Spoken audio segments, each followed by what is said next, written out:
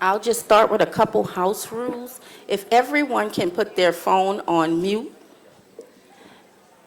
and also we ask that there are no conversations during the interview. We would not want the candidates to become distracted in their moment.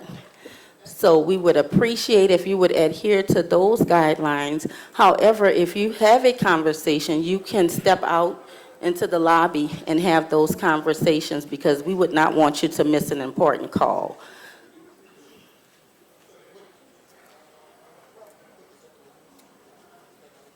Additionally, we take no questions from the audience. This is not an interactive forum between the audience and the candidates, nor is it an interactive forum for the candidates to speak to the other candidates. We are here to hear the platforms of each candidate. So we would appreciate if everyone would abide by those rules, and we will have another great night. I would like to thank the endorsement chair and the committee who has worked tirelessly to knock out any kinks.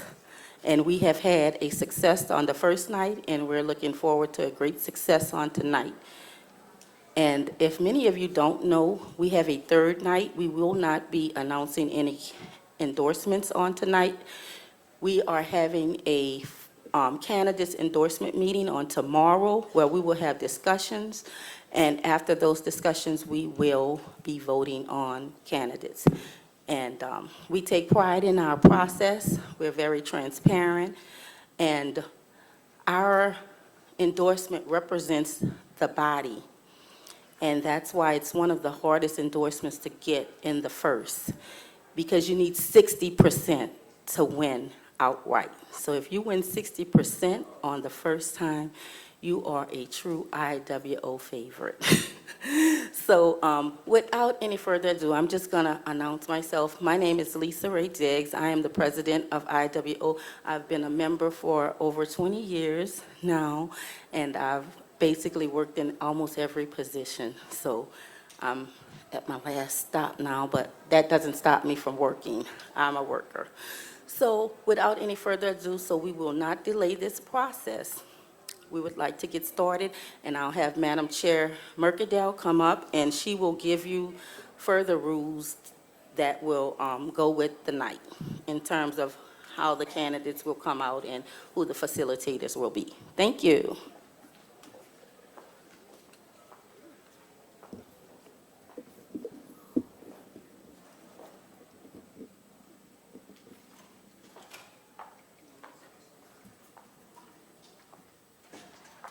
Good evening, everyone.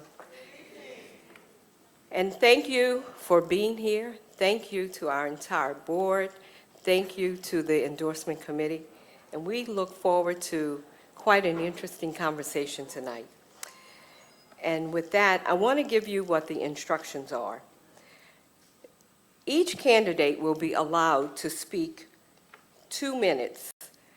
They will do 2 minutes of an opening. They will do 2 minutes of a closing, and they will answer 3 questions, 2 minutes each. We will have individuals, our endorsement committee members will be sitting here. Our timekeepers will sit here, so you guys be sure to focus and see our timekeepers. And our facilitators will also be sitting, waiting to come up. So don't want to belabor time because we don't want to be here all night. I would like to ask if Ms. Karen Rogers-Batiste would please come up so she could open and get us started with this mayor's race. Thank you guys again.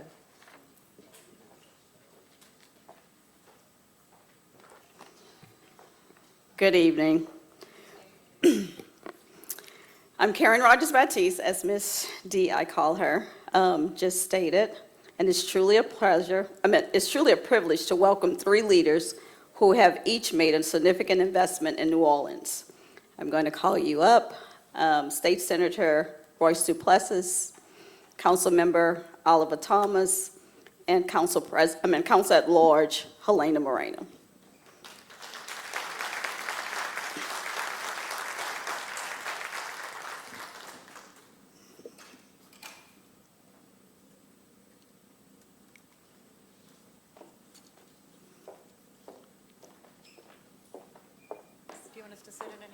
No, ma'am.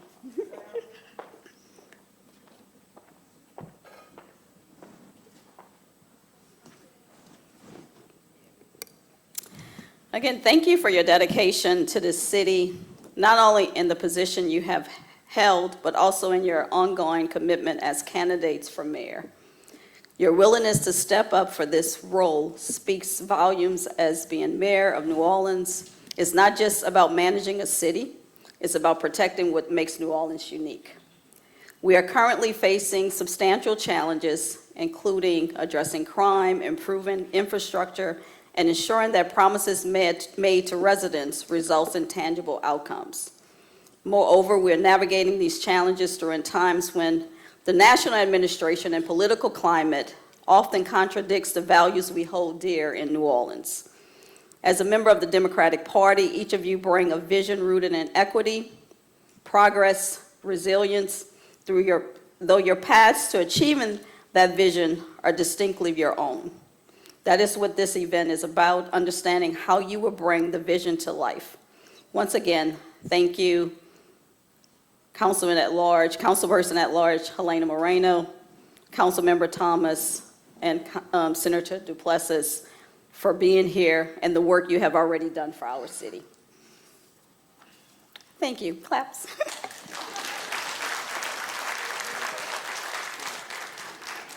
So now to what we're here for. Each candidate will be allowed to present opening and closing remarks. We will start with opening remarks with 2 minutes each. And we will start with you, Council at Large Member Helena. Thank you. Well, good evening. It's great to be before IWO. I've certainly been before this group many, many times before. I'm Helena Moreno, and I'm running for mayor because I do believe that you deserve more from your city. And you deserve a city that's much easier to live in. As I mentioned, I've been part of IWO for quite some time, and many of the women who I've met who are part of IWO have actually really helped to guide and to mentor me to become the leader who I am today. Lisa, I think about 15 years ago when we were sitting with the icon, the legend, Felicia Khan, as she worked to really revamp and rework IWO into an organization about electing Democratic women who would lead on issues that impact women.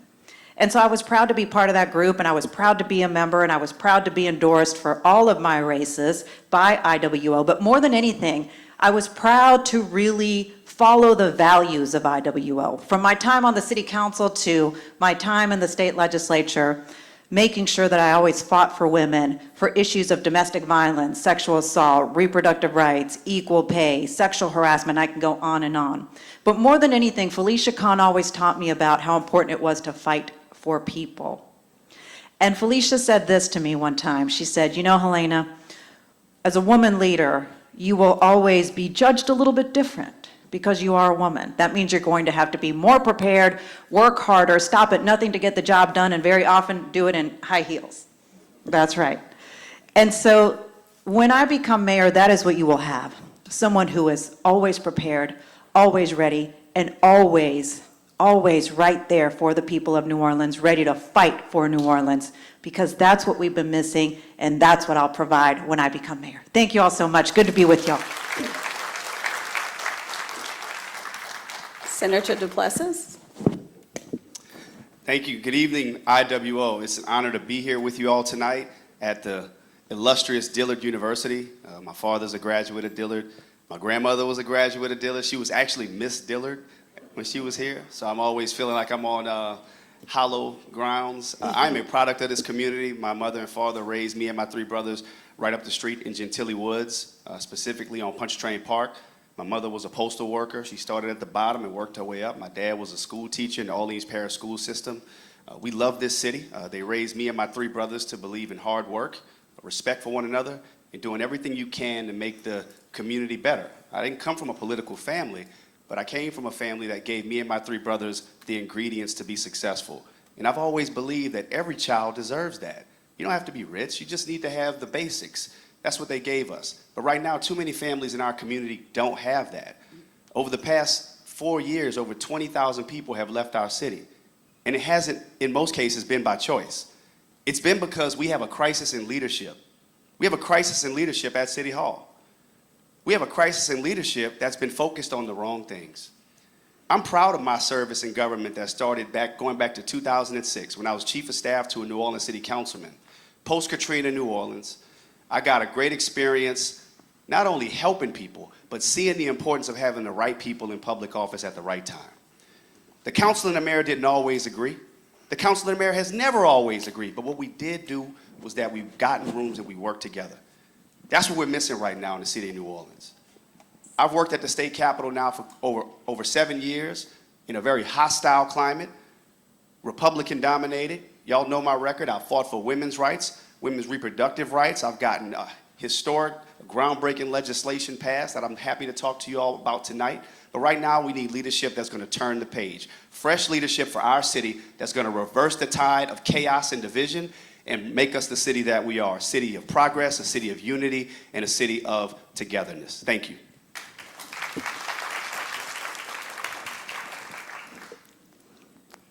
Councilmember Oliver Thomas.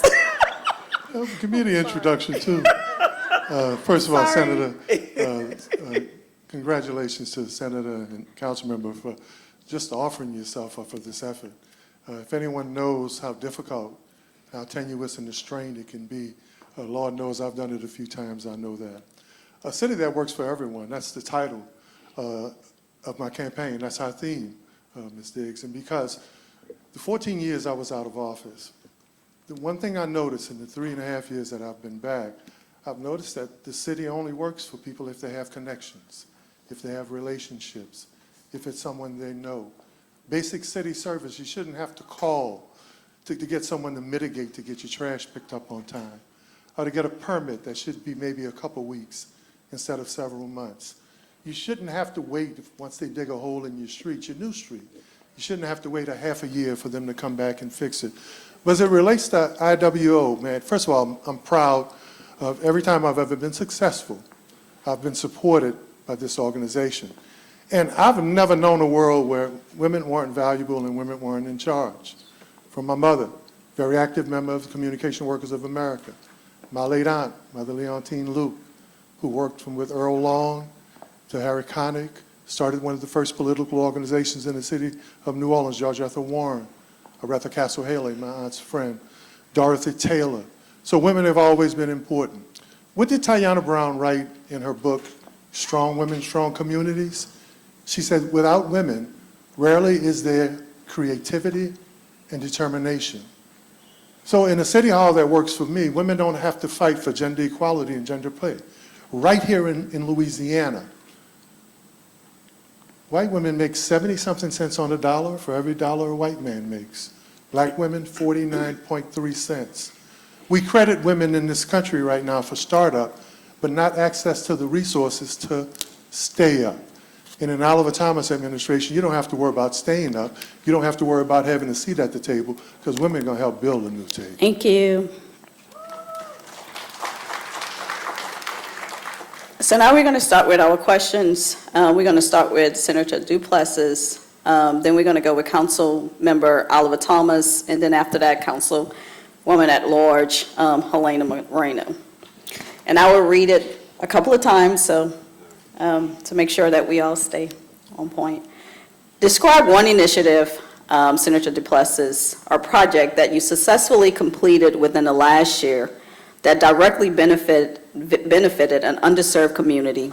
Please be specific, no in progress items.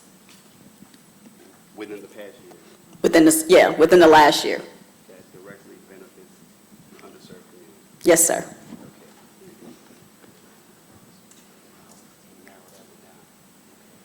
So, as a member of the legislature, we get to not only push for and against legislation, but we also get to sponsor various funding items in the budget.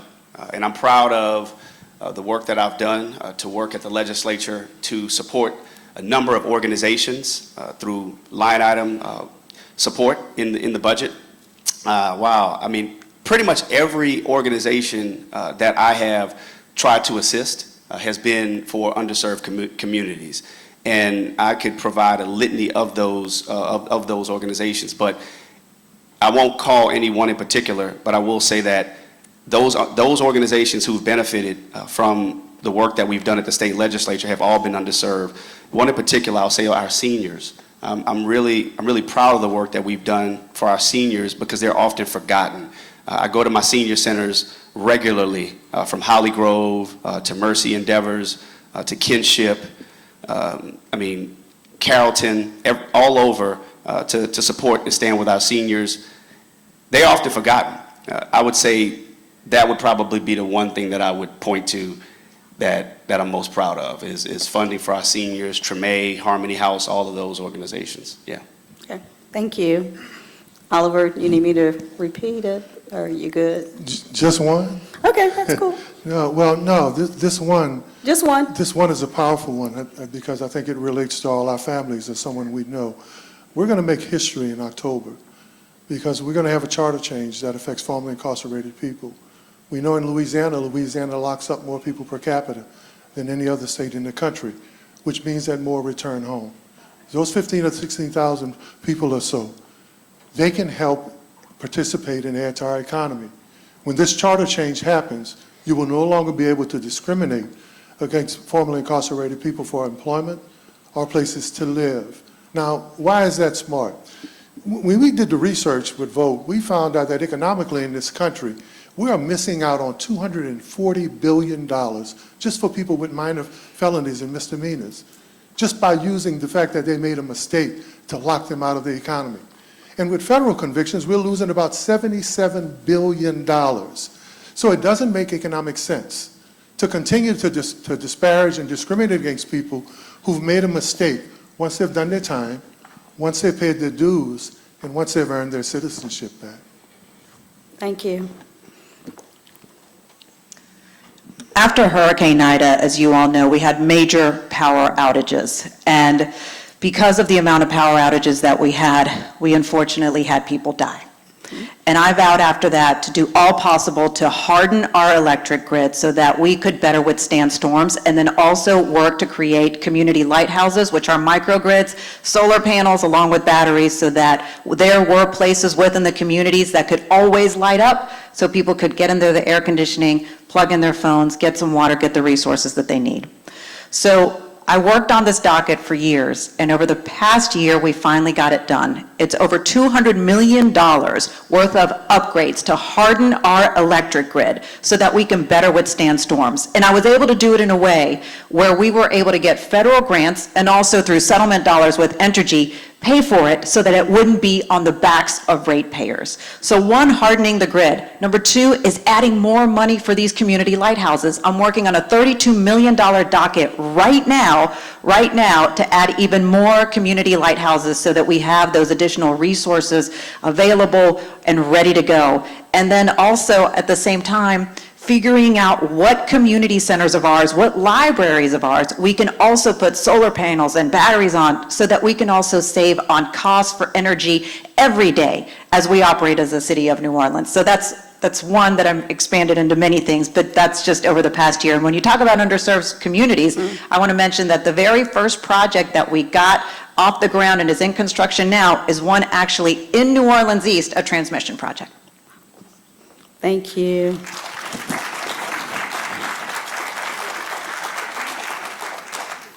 Okay, this question, we're going to start with Councilmember Oliver Thomas, then Council-at-Large Member Helena Moreno, and then Senator Royce Duplessis.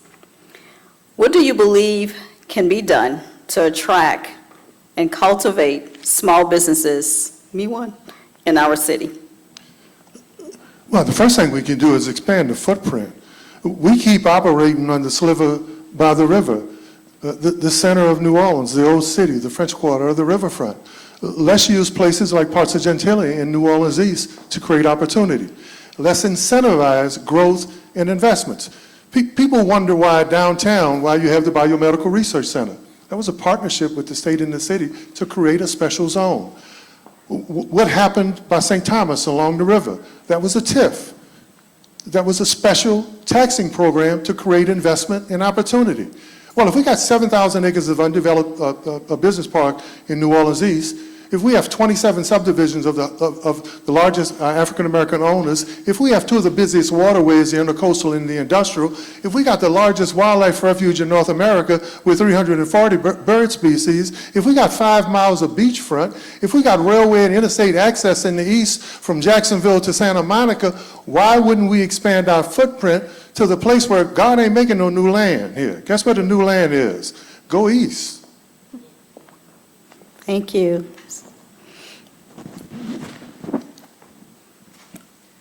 The best thing that we can do right now to support our small businesses is to absolutely overhaul and revamp safety and permits. Safety and permits completely broken. It is an absolute barrier and hurdle to business, and more importantly, our small businesses. Right now, it takes weeks just to get an occupational license. So you are trying to come to the city of New Orleans, you're trying to start your small business, and we're saying, wait a second, wait a while. You can go to another parish and get it overnight.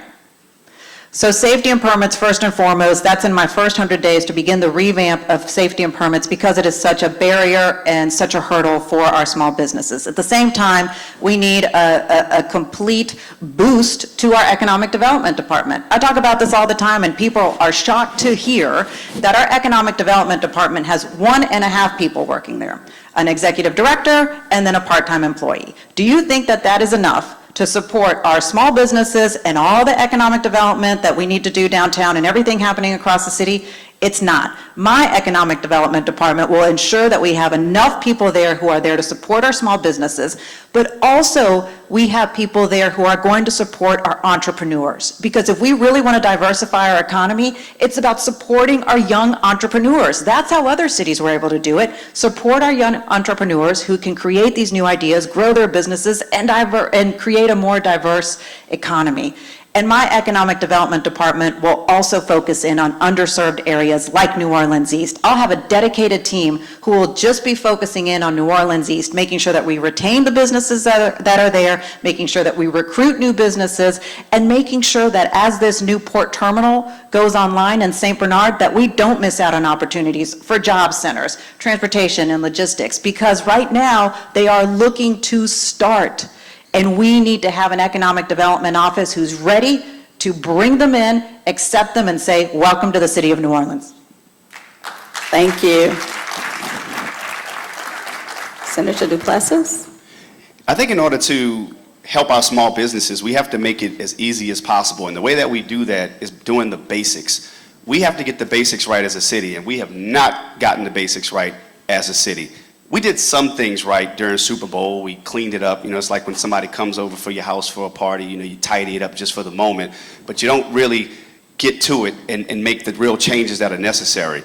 Cleanliness, safety, and efficiency. Doing those basics as a city will invite opportunity for investment for large and small businesses. But we do need to be intentional about how we deal with our small businesses. I want to create a small business fund, because we're always talking about TIFs and economic opportunity zones for big industry, but what about the small businesses that really make New Orleans what they are? We have to incentivize them, we have to provide opportunities for them, and support them and lift them up. So that's why I want to create a fund for small businesses. But if we get the basics right, y'all, clean up the city of New Orleans, we have to make it a place we can be proud of. Yes, we have to deal with safety and permits, we know that, but we got to be serious about it. We got to be serious about it. It takes urgent leadership.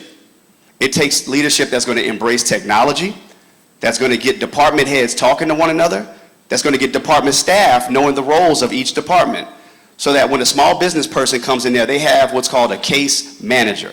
You don't have to talk to 5 different people. You can talk to one person that's going to walk you through, and you don't have to hire some expensive consultant to get your permit, but you can actually get your questions answered on day one. So in my department, in my city hall, there'll be one person that's responsible for each individual, the case managers that can walk them through and facilitate economic development, because that's what we need. City Hall is broken, and we have to fix it. Thank you. Well, this is the last question. How would your administration, in order, we're going to go with Senator Duplessis first, Councilmember Oliver Thomas second, and I just did that? Oh, so sorry. Well, I'll go Oliver Thomas first. It's my turn, I think, to be first. Okay. I'm so sorry, but I'm up Either here. way, but, Let me you know. do what I do. We're going to go with Senator DuPlessis first. I was just first. You was just first?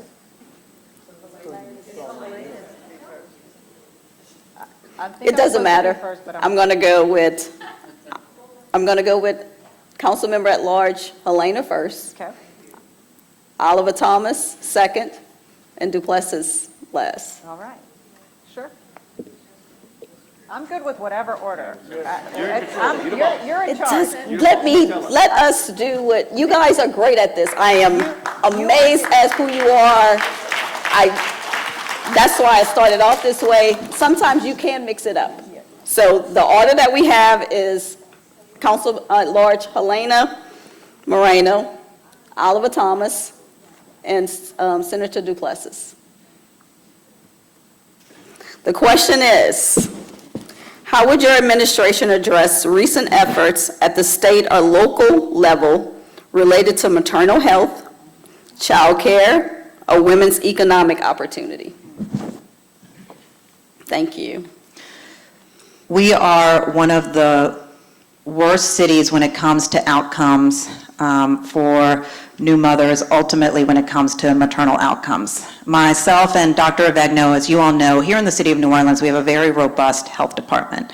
Myself and Dr. Avegno started to see what was happening here, and instead of just saying, that's not our problem, that's a state problem, that's somebody else's problem, we decided to figure out a way to take action. So what we ended up building is ultimately a program with our local hospital systems where it's a check-in on all new mothers, making sure that baby and mom and family, that they are doing well. And this is a way that we can start making sure that moms and babies are on the path to good stuff, to a good life. And so, you know, ultimately, that's one piece. But I think the other question that you had too was, I believe, about economic opportunities for women. Is that correct? Yes. Okay. So the second part of the question is about economic opportunities for women. And once again, that goes to how we focus in our city and who we're amplifying. I mentioned earlier what I want to do with my economic development department, but one of the big pieces of work that I've done over the past several years has to do around DBEs and how we as a city bring in DBEs. Unfortunately, the city hasn't had a great track record, but I've worked with a group called The Collaborative, who really works to uplift Black and minority businesses. And we have pushed forward for a scorecard. We have pushed forward for a mentor-protege program. I have passed legislation on one issue after the next so that there can be more opportunities, particularly with city contracting for women-owned and also Black minority businesses as a whole. Unfortunately, this administration has not implemented these pieces of legislation. And that's why I'm so excited that when I take over as mayor, all of these things that have not been implemented, I'll finally be able to start. Thank you. Thank you. One of our great challenges is how do we close the wealth gap? How do we strengthen families, especially with women in underserviced or minority communities? In the African American community, only 32% of our children grow up in a household with a responsible adult. Well, we know usually that responsible adult is that woman who stays there with that family. We have to economically empower her. We have to make sure we pay her. I mentioned in Louisiana, Black women make 49.3 cents on a dollar. That's shameful. We need to work with our governor and the legislature to close that gap. What did the United Way Alice report say about the health of women and children in Louisiana? Is it good enough that we're 49th or 50th? Is it good enough that the best we've been in 2011 was 46? Absolutely no. When I talked about Tayana Brown's book earlier, everyone should read it. You have strong, healthy women, you have strong communities. So let's talk economics. Some of y'all may remember the report I did with WGNO about who was participating in contracting. Of the billions of dollars post-Katrina, very few minority-owned contractors and women-owned contractors participated. So as mayor, I'm not going to ask that they participate. I'm going to make sure that you have special points awarded and classifications so that women who have small businesses not only have the right to participate, so that when we issue those contracts, they definitely participated. And we're going to money out of it. A lot of people that talk about helping women, helping minorities, helping children, but from the middle of the Landrieu administration to now, the data center report on wealth says we've gotten poorer. Not because I say it. So I'm talking about, yes, I want to help this community. You vote, who you support. So talking about helping the community and actually helping that community and actually helping women, if you look at the data, women are doing worse in the last 12 years than they were pre-Katrina. And minority children are doing worse. So it's not just about saying what you want to do, it's about making sure we Thank do it. you. Senator Duplessis. Thank you. I'm so happy to be a girl dad. It's really the pride and joy of my life. But it's heartbreaking to know that my daughter is growing up with fewer rights than her mother grew up with. The attack on women's rights throughout this nation historically, especially in Louisiana, has been horrendous. I've been proud to be in that fight up at the Capitol against these continuous attacks, and my record has been clear. I have worked on legislation to require mental health screenings for new moms, to deal with the issue around postpartum depression, requiring insurance coverage for nutrition and lactation services for new moms. This is the kind of legislation that I've always focused on and centered, and focused on centering women. Every campaign that I've ever run, it's been managed by a woman. My administration, women will be front and center from an economic standpoint to a health standpoint. The health of the child is directly related to the health of the mother, as Councilman O.T. just said. And I want to point out something else, and it may not sound directly connected to this question, but I think that it is. Women, mothers in particular, have had to carry so much in our community, so much. That's why last year I created a task force on fatherhood engagement, because so many of our children are growing up without fathers in the home that are placing an additional burden on women and mothers in the home. And this is a conversation that we have to have. We have to empower our men and our fathers to be more engaged in the lives of their children. And that's a conversation I'm not afraid to have. That's a conversation that I will have, because so many women have been carrying the load. And it's time for women to be front and center, both economically. Again, have always fought for equal pay, will always fight for equal pay. But when it comes to leadership in the Duplessis administration, you can rest assured women will win. Okay, so in all fairness, the first question we started with Mr. Duplessis. Second question we started with Councilmember Oliver Thomas. And the third question we started with Council at Large member Helena Moreno. Okay? So this is you guys get to close out. So we are going to go back and start in the order as if we started with the first question.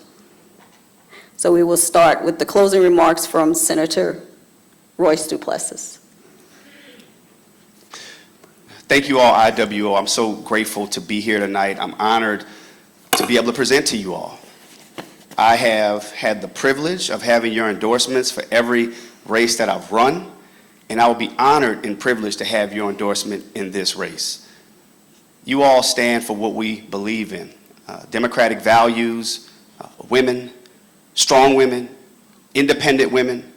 When I was special counsel to Chief Justice Bernadette Johnson, the first black woman of the Louisiana Supreme Court, who is my mentor, I learned so much under her leadership. I saw what she overcame. I saw what she fought for, the barriers that are still there. You're not in this fight alone. I want y'all to know that. And I've always stood with women, and I will always stand with women. The truth of the matter is right now, we have a crisis in leadership in the city.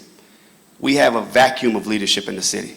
It's time to turn the page to a new generation of leadership. I got in this race because the community spoke to me. The people spoke to me and they said, we have to do something different because what we're doing right now isn't working. The finger pointing, the fighting, the inability to get in the room and get things done. It has to stop because the people of New Orleans are suffering. My style of leadership is one whereby if you win, that doesn't mean it's a loss for me. And my win shouldn't mean a loss for you. It's about the people of New Orleans winning. And right now, they're not. So I'm asking you all, let's turn the page. Let's turn the page from the chaos and division and move it towards a new direction of prosperity and health and victory for the city of New Orleans, because you all know in your heart that we can and must do better. And I have the experience, the temperament, and the ability to bring people together in a collaborative way and to lead in an innovative way that'll make New Orleans a city that we can all be proud of. Thank you all so much. Thank you so much. Councilmember Oliver Thomas. First of all, again, I want to thank IWO for this opportunity, one of the premier organizations, not just women's organizations, but when you talk about policies and how we affect change and how we affect women and how we affect legislation and how we affect how we live, President Diggs, you guys have been on the forefront. If you could close your eyes and paint a picture with me, you would see a city, not just where people will have access to politics and privilege were involved. You would see a city where women and children and people from diverse communities were involved. During this campaign, people everywhere asked me, will they have a seat at the table? No, you don't have to worry about a seat at the table if you build the table. If you build the table, your place is there. Too many children, too many women, too many disparaged communities not only don't have a seat at the table, they're not even told where the table is. So when you talk about unifying, my whole life has been about bringing people together. The only person in history of the city to serve and win 3 positions on the city council. I'm the first council member to have joint meetings with Jefferson Parish officials, knowing that regional cooperation and how we work together will determine our destiny, not just as a city, but as a region. I'm the author, working with Julie Schwab Harris, of the city's first domestic violence law. The speaker at the Family Justice Center for battered women, women who had graduated to independence. They asked me to be their speaker, just a mere man. I am, when you read the Tribune, the only person who wrote an open letter asking for a retreat. And Senator is right, we got to unify. Asking for a retreat between the city council and the mayor's office, because I saw what was coming. Institutional knowledge, understanding people, platform, politics. The Tribune printed that letter, saying, thank God someone's stepping up, saying, let's get everybody in the room together. I couldn't get everybody in the room together. I wrote that letter twice. Yes, it's time for us to come together, but not for who's going to be elected mayor. It's time for us to come together for our families, our children, and the city of New Orleans, which is one of the greatest cities in the world. Thank you, sir. Councilwoman at Large, Helena Moreno. Thank you. Once again, thank you to IWO for having this wonderful forum tonight. All of us in this room, we all love the city of New Orleans. We know that it is a special place, but we also know that it is broken.